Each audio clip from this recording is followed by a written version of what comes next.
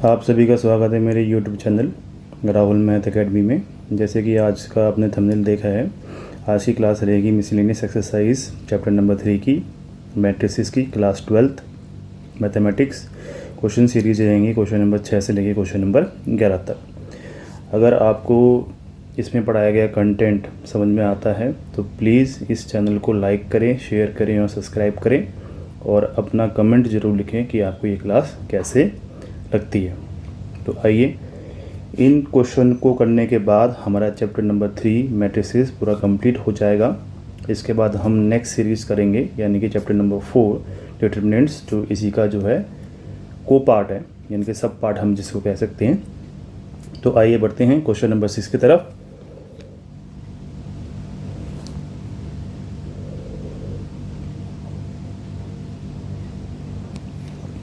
Question number 6 की तरफ है कि find the value of x, हमें एक्स की वैल्यू निकालनी है। मैट्रिसेस हमारे पास गिवन है और ये हमारे पास जीरो मैट्रिक्स के बराबर दे रखी है।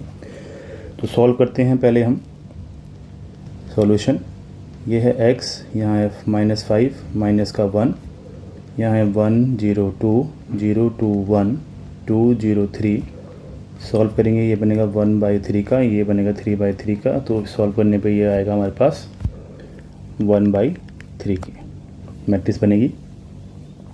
तो फर्स्ट रो फर्स्ट कॉलम को मल्टीप्लाई करेंगे तो यहाँ बनेगा हमारे पास x प्लस में 0 प्लस माइनस में 2, यहाँ बनेगा 0 माइनस में 10 प्लस में 0, 2x माइनस 5 माइनस का 3। सॉल्व करने पे ये आएगा x माइनस में 2, यहाँ बनेगा माइनस का 10, यहाँ बनेगा 2x माइनस में 8। तो ये बन गया 1/3 की मैट्रिक्स। इन दोनों को सॉल्व कर लिया, उसके बाद हमारे पास ये मैट्रिक्स बनेगी। तो यहाँ है हमारे पास x माइनस में 2, यहाँ है माइनस का 10, यहाँ है 2x माइनस में 8। इसको सॉल्व करेंगे, इससे x 4 1 को मल्टीप्लाई करेंगे तो ये है 1/3 की, ये है 3/1 की। तो सॉल्व ये किसके बराबर है, 0 के बराबर है। तो यहाँ पे सॉल्व करने पे हमारे पास जो मैट्रिक्स बनेगी वो बनेगी 1/1 की बनेगी और ये किसके बराबर है, 0 मैट्रिक्स के बराबर है।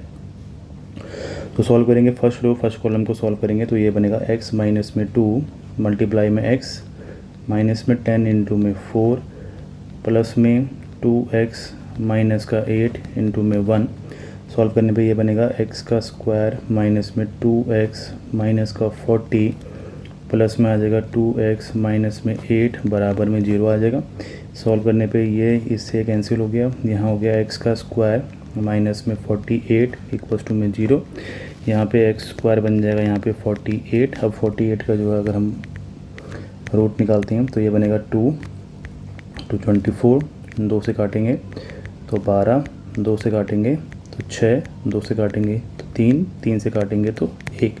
सॉल्व करने पे कितना आएगा, ये 2 का पेयर, ये 2 का पेयर और ये हमारे पास 3 आ गया। तो यहाँ हो गया x इक्वल्स टू में प्लस माइनस में 2 2 कितना हो गया 4, तो 4√3 इसका हमारा आंसर हो जाएगा।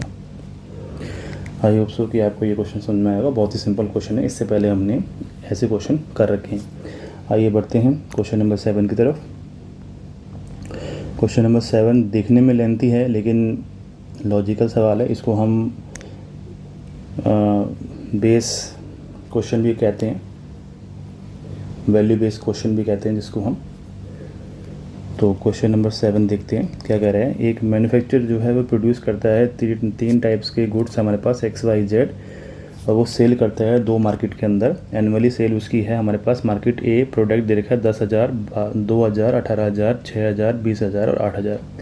पहले में कह रखा है कि if the unit sale price X, Y and Z, rupees इतने में हमने जो है सेल करना है। हर एक पर जो है उसकी यूनिट जो है वो सेल करने की उतनी इतनी है रिस्पेक्टिवली है। Find the total revenue of the each market with the help of the matrix algebra के माध्यम से हमने इसको सॉल्व करना है। टोटल रेवेन्यू कितना होगा हमारा। आइए बढ़ते हैं, हम इसको सॉल्व करेंगे। तो सबसे पहले जो हमारे पास मार्केट है, उसको हमने पहली मार्केट दूसरी मार्केट को हमने मैट्रिक्स के फॉर्म में लिखना है। यहाँ हो जाएगा 10,000, यहाँ हो जाएगा 2,000, यहाँ हो जाएगा 18,000, यहाँ है 6,000, यहाँ है 20,000, यहाँ पे है 8,000। ठीक है जी। और जो हमारे पास जो यूनिट सेल है, यानी कि जो हमने सेल करनी है यूनिट सेल है, वो कितनी रुपीज़ की है। वो रुपीज़ है 2 रुपये 50 पैसा, 1 रुपये 50 पैसा और 1 रुपये की। इसको हम सॉल्व करते हैं तो यहाँ से हमारे पास क्या आएगा, टोटल रेवेन्यू आएगा, टोटल रेवेन्यू आएगा। तो सॉल्व करेंगे तो ये बनेगा 10,000 गुणा में 2.5 प्लस 2,000 गुणा में 1.5 प्लस 18,000 गुणा में 1.00। इसको सॉल्व करेंगे 6,000 इंटू में 2.50 प्लस में 20,000 इंटू में 1.50 प्लस 8,000 इंटू में 1.00।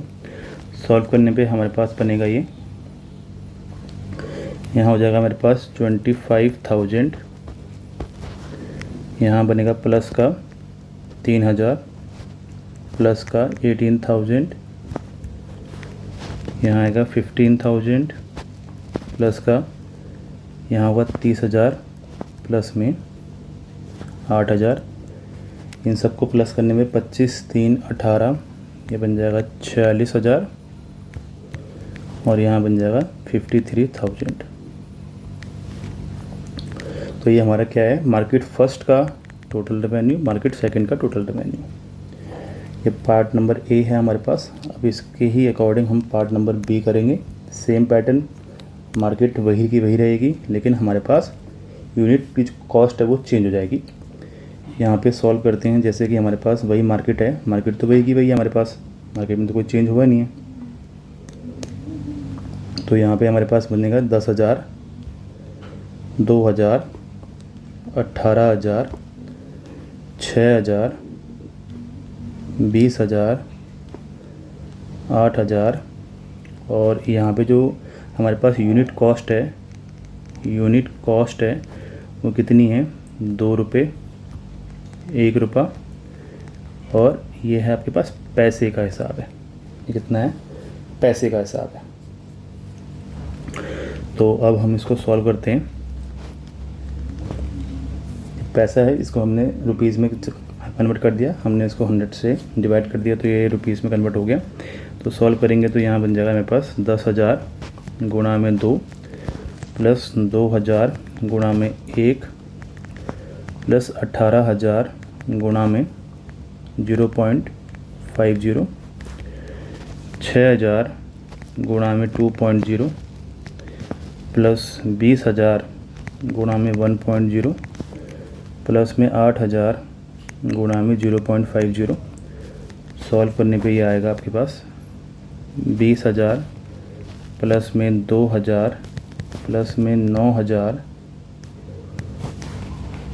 ये बन जाएगा यहाँ पे 12,000 प्लस में 20,000 प्लस में 4,000 और यहाँ पे ये बन जाएगा, इसको प्लस करने पे तीनों को 20, 2, 9, 31,000 और यहाँ बन जाएगा हमारे पास 4, 4, 8, 38,000।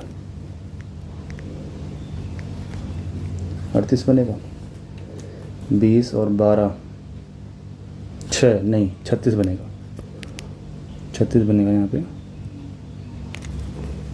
36,000। ठीक है जी, ये तो होगी हमारे पास यूनिट की कॉस्ट है वो सेल। टोटल रेवेन्यू ये है हमारे यहाँ पे, टोटल कॉस्ट ही है ये हमारे पास क्या है, टोटल कॉस्ट। अब हमें निकालना क्या है वो देखिए, हमें ग्रॉस प्रॉफिट निकालना है। हमें क्या निकालना है, ग्रॉस प्रॉफिट निकालना है। यहाँ पे हमें क्या निकालना है, टोटल ग्रॉस प्रॉफिट हमें निकालना है। तो वो कैसे आएगा, total revenue minus total cost करेंगे। तो ये मार्केट फर्स्ट है, फर्स्ट मार्केट का जो है टोटल रेवेन्यू कितना था, 46,000 माइनस में 31,000। सॉल्व करने पे बनेगा हमारे पास 15,000। इसी तरह से हमारे पास मार्केट सेकंड है, तो उसका हमारे पास टोटल रेवेन्यू कितना है, 53,000 माइनस में 36,000 टोटल कॉस्ट है। तो इसको हम करेंगे माइनस करेंगे तो ये बन जाएगा हमारे पास 17,000। तो क्वेश्चन काफ़ी बड़ा था, लेकिन था कुछ भी नहीं।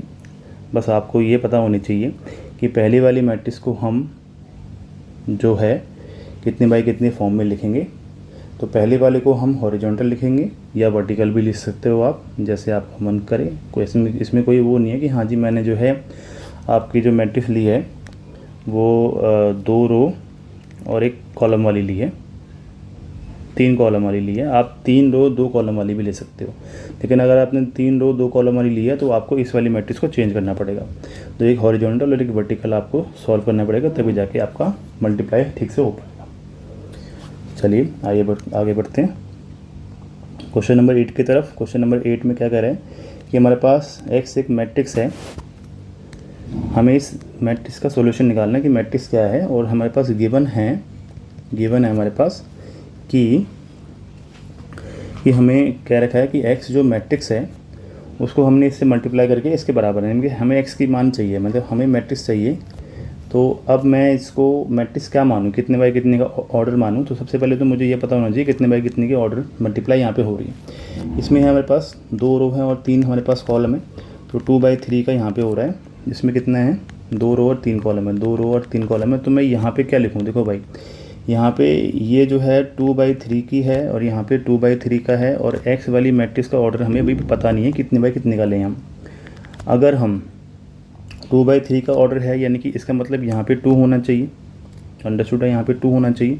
और मल्टीप्लाई करने का मतलब ये दोनों मैट्रिक्स, अगर मैं इसको y मैट्रिक्स मान लूँ, ये दोनों मैट्रिक्स जो है इसका ऑर्डर ये है। अगर ये दोनों मैट्रिक्स जो है मल्टीप्लाई तभी होंगी जब इसका एलिमेंट ये 2 और यहाँ का 2 सेम होना चाहिए, यानी कि जो x का ऑर्डर होगा वो क्या होगा, 2/2 का होगा। अंडरस्टूड है। इसका बन जाएगा a, इसको मैंने मान लिया b, इसको मैंने मान लिया c, इसको मैंने मान लिया d। तो मैंने इसको लेट कर लिया, एक समान मैट्रिक्स मान ली a b c d। अब इसको सॉल्व कर देंगे हम। यहाँ पे हमारे पास क्या आएगा, x matrix a b c और d 1 2 3 4 5 6 किसके बराबर है, -7 -8 -9 2 4 और 6 के बराबर है। सॉल्व करने पे ये बनेगा आपके पास a प्लस में 4b, यहाँ आएगा 2a प्लस में 5b, यहाँ पे आएगा 3a प्लस में 6b, ये करेंगे c प्लस में 4d, 2c प्लस में 5d और 3c प्लस में 6d इक्वल्स टू -7 -8 -9 2 4 और 6 दोनों बराबर हैं। तो मतलब कि अब हम इसको इक्वल एलिमेंट रख सकते हैं, ये इसके बराबर रख सकते हैं। तो ये आ जाएगा a प्लस में 4b इक्वल्स टू में -7, ये इसको इसके बराबर रख सकते हैं। तो 2a प्लस में 5b इक्वल्स टू -8। सॉल्व करेंगे, इसको फर्स्ट इक्वेशन मान ली, इसको सेकंड इक्वेशन मान ली, इसको 2 से मल्टीप्लाई करेंगे, इसको 1 से मल्टीप्लाई करेंगे। 2 से मल्टीप्लाई करने में क्या बनेगा, ये 2a प्लस में 8b इक्वल्स टू में -14, 2a प्लस में 5b इक्वल्स टू में -8। सॉल्व करेंगे तो माइनस माइनस ये बन जाएगा प्लस, कैंसिल करेंगे 3 का b इक्वल्स टू में यहाँ बन जाएगा -6। तो b का मान कितना आ गया, -2। कितना बन गया b का मान, -2। b का मान जो है हम इक्वेशन नंबर a में पुट करेंगे, तो यहाँ बन जाएगा a प्लस में 4 -2 इक्वल्स टू में -7। तो a प्लस माइनस का 8 ये हो जाएगा इक्वल्स टू में -7, a माइनस का 8 इक्वल्स टू में -7। तो a का मान यहाँ से आ गया आपका -7 प्लस में 8, a का मान हो गया 1। अब इसी तरह से हम इसको बराबर रखेंगे, तो c प्लस में 4d किसके बराबर हो गया, 2 के, और ये इसके बराबर आएगा। तो ये बन जाएगा 2c प्लस में 5d इक्वल्स टू में 4। इसको 2 से मल्टीप्लाई करेंगे, इसको 1 से करेंगे, तो 2 से मल्टीप्लाई करने के बाद यहाँ पे क्या आएगा, 2 से मल्टीप्लाई करने के बाद यहाँ पे बन जाएगा मेरे पास 2c प्लस में 8d इक्वल्स टू में 4। यहाँ हो जाएगा 2c प्लस में 5d इक्वल्स टू में 4, माइनस माइनस माइनस ये कैंसिल हो गया। यहाँ हो गया आपके पास, यहाँ पे हो गया हमारे पास 3d इक्वल्स टू में 0। d का मान कितना हो गया, 0। इस d का मान यहाँ पुट करेंगे, नहीं यहाँ नहीं, इस d का मान हम यहाँ पे पुट करेंगे। तो c प्लस में 4d बराबर में 2 है, तो d का मान पुट करेंगे, c प्लस में 4 इंटू में 0 बराबर में 2 आ गया। तो ये c प्लस 0 इक्वल्स टू 2, तो c का मान यहाँ से कितना आ गया, 2। तो यहाँ पे हम यहाँ पे देखते हैं बी का मान ये, ठीक है, ये आ गया। तो अब हमारे पास क्या है, एक्स हमें निकालना है। अब हमें क्या निकालना है भाई, एक्स निकालना है, एक्स मैट्रिक्स निकालनी है। एक्स मैट्रिक्स हमारे पास थी क्या, ए का मान कितना है 1, बी का मान कितना है -2, सी का मान कितना है 2 और डी का मान कितना है 0, और यही हमारा क्या है आंसर। तो क्वेश्चन बहुत ही सिंपल था, कोई इतना हार्ड रॉकेट साइंस नहीं है क्वेश्चन में, बस आपको पता होना चाहिए कि कितने बाई कितने की मैट्रिक्स आपने माननी है। आई होप सो कि आपको ये क्वेश्चन समझ में आया होगा। आइए बढ़ते हैं क्वेश्चन नंबर 9 की तरफ, जो कि ऑप्शन वाले क्वेश्चन है। और ये आते हैं क्वेश्चन, ये क्वेश्चन आते हैं, इतने मुश्किल भी नहीं है ये। पहले तो हमें क्या करना है, a² = i के बराबर दिखाना है। तो सबसे पहले हम a² निकाल लेते हैं। a² का मतलब क्या होगा, यहाँ पे a² का मतलब हो गया कि alpha beta gamma minus alpha, इसको इस मैट्रिक्स को 2 बार लिख के हमें इसको मल्टीप्लाई करना है। तो यहाँ सॉल्व करेंगे तो ये बन जाएगा हमारे पास α² प्लस में बीटा एन गामा, ये बन जाएगा अल्फ़ा बीटा माइनस में बीटा गामा। यहाँ सॉल्व करेंगे तो ये बनेगा यहाँ पे अल्फ़ा गामा माइनस में अल्फ़ा दिस, और ये बन जाएगा बीटा गामा माइनस में माइनस प्लस, ये दोनों कैंसिल हो जाएंगे। तो यहाँ सॉल्विंग करने में हमारे पास बनेगा α² प्लस में बीटा गामा, 0 यहाँ पे आ जाएगा, 0 यहाँ पे आ जाएगा, तो बीटा गामा प्लस में α²। तो यहाँ पे हमारे पास क्या रखा है क्वेश्चन के अंदर कि a का स्क्वायर इक्वल टू किसके बराबर है, i के बराबर है। तो हम लिख सकते हैं यहाँ पे α² प्लस में बीटा गामा 0, यहाँ 0, यहाँ बीटा गामा प्लस में α² किसके बराबर होगा, आइडेंटिकल मैट्रिक्स के बराबर होगा। ये आइडेंटिकल मैट्रिक्स आ गया। आइडेंटिकल मैट्रिक्स का मतलब ये है कि एलिमेंट भी बराबर होंगे, तो हम इससे कह सकते हैं α² प्लस में बीटा गामा इक्वल टू में 1। सॉल्व करने पे हमारे पास क्या बनेगा, ये बन जाएगा 1 माइनस में α² माइनस में बीटा एंड गामा 0 के बराबर हो गया। तो यहाँ पे ऑप्शन नंबर कौन सा आएगा हमारे पास, ऑप्शन नंबर सी हमारे पास हो गया। ऑप्शन नंबर कौन सा बनेगा हमारे पास, ऑप्शन नंबर सी इसका आंसर आएगा। आई होप सो कि आपको ये क्वेश्चन समझ में आया होगा। आइए बढ़ते हैं क्वेश्चन नंबर 10 की तरफ। 10 की तरफ बढ़ते हैं। यहाँ पे हमारे पास क्या कह रहा है कि क्वेश्चन कह रखा है कि हमारे पास ए जो है मैट्रिक्स है, ए हमारे पास मैट्रिक्स है बोथ, यानी कि ए हमारे पास मैट्रिक्स है, क्या कह रहे हैं, सिमेट्रिक और skew symmetric matrix. A is both symmetric matrix, A is both symmetric matrix and skew symmetric matrix, ठीक है जी।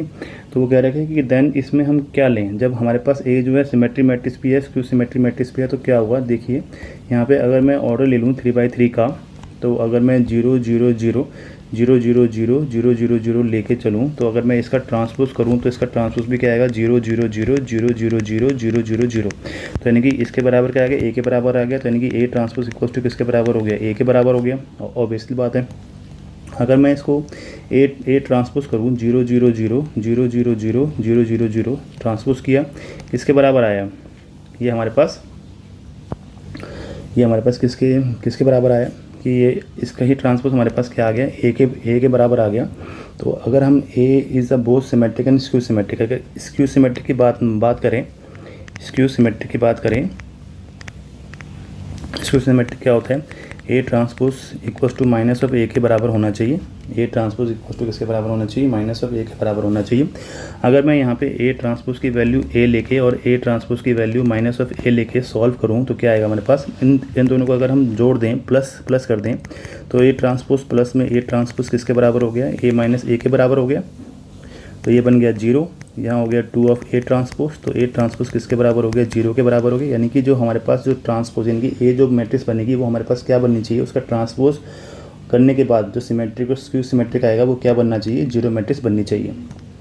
तो यहाँ पे ऑप्शन नंबर कौन सा आएगा हमारे पास, बी। आई होप सो कि आपको समझ में आया होगा।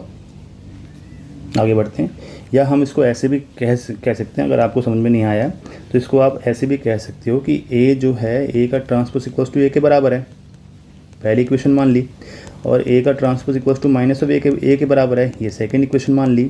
तो ए ट्रांसपोज की वैल्यू यहाँ पे पुट कर दो, तो ये बन जाएगा ए माइनस में ए का ट्रांसपोज माइनस यहाँ शिफ्ट हो जाएगा, तो 2 ऑफ ए आ गया इक्वल टू 0 के बराबर आ गया। तो ए वाली जो मैट्रिक्स बनेगी वो क्या बनेगी, 0 मैट्रिक्स बनेगी। सिंपल। देखिए यहाँ पे दोबारा देखिए, A transpose equal to A के बराबर है, A transpose equal to minus of A के बराबर है। ये तो हमारे पास सिमेट्रिक मैट्रिक्स हो गई, ये हमारे पास क्यू सिमेट्रिक मैट्रिक्स हो गई। अगर मैं इस ए ट्रांसपोज की वैल्यू यहाँ पुट कर दूँ तो ये बन जाएगा ए इक्वल टू में माइनस ऑफ ए, इस ए को माइनस ए को यहाँ पे सॉल्व कर दिया, ले आए तो ये बन जाएगा यहाँ पे 2 ऑफ ए इक्वल टू 0। तो यहाँ से ए का मान क्या बन गया, 0 मैट्रिक्स। तो हमारे पास ऑप्शन नंबर क्या हो गया, बी हो गया। आइए बढ़ते हैं क्वेश्चन नंबर लास्ट क्वेश्चन की तरफ बढ़ते हैं। लास्ट क्वेश्चन क्या कह रहा है, बहुत ही इंपॉर्टेंट क्वेश्चन है, कई बार आता है ये क्वेश्चन क्या रखा है, ए स्क्वायर इक्वल टू में ए के बराबर है और हमें आई प्लस ए का क्यूब माइनस में 7 ऑफ ए के बराबर दिखाना है, क्या आएगा। तो सॉल्व करते हैं। ए प्लस में बी का होल क्यूब का फॉर्मूला बोलते हैं, ए क्यूब प्लस में बी क्यूब प्लस में 3a स्क्वायर बी प्लस में 3a बी का स्क्वायर। सॉल्व करेंगे तो ये बन जाएगा आई का क्यूब प्लस में ए का क्यूब प्लस में 3a का स्क्वायर इंटू में आई प्लस में 3i स्क्वायर ए माइनस में 7 ऑफ ए।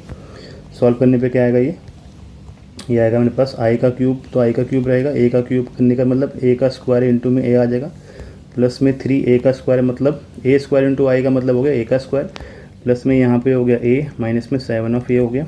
सॉल्व करेंगे, आई का क्यूब आई रहेगा प्लस में ए का स्क्वायर की वैल्यू यहाँ से पुट कर देंगे तो ये ए आएगा इंटू में ए हो जाएगा प्लस में 3a का स्क्वायर प्लस में 3a माइनस में 7a इक्वल्स टू में आई प्लस में ये हो जाएगा ए का स्क्वायर।